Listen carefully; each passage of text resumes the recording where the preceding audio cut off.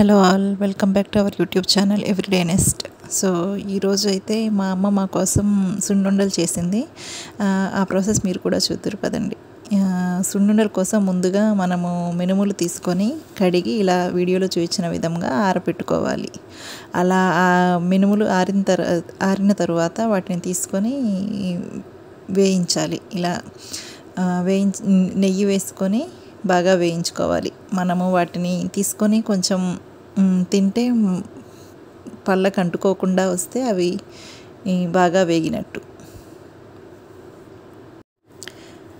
ఇలా దోరగా వేయించుకున్న మినుముల్ని కొంచెం ఆరనిచ్చి ఒక మిక్సీ జార్లో వేసుకొని పౌడర్ లాగా చేసుకుందాం. ఇలా మిక్సీ జార్లో వేసి ఇలా పౌడర్ లాగా చేసుకుంటాం.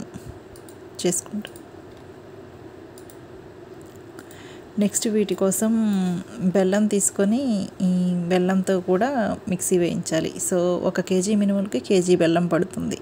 మేము ఇక్కడ కేజీ మినుములు తీసుకున్నాం కాబట్టి కేజీ బెల్లం కూడా చిన్న చిన్న ముక్కలుగా చేసి పిండిలో కలిపాము. ముందుగా కలిపిన తర్వాత దాన్ని మిక్సీ గ్రైండ్ చేసాము. బెల్లం పిండి పూర్తిగా కలవడానికి.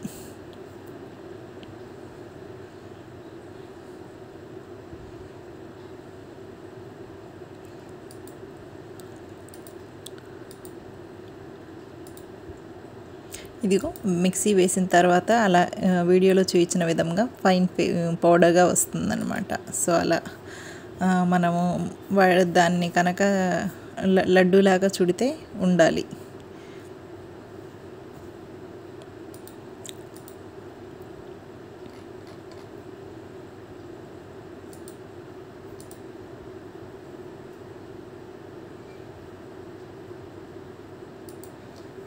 చూడండి, ఇక్కడ మా అమ్మ దాన్ని చేత్తో తీసుకొని ఇలా లడ్డూలాగా చేస్తే అది అలా ఉంది కదా.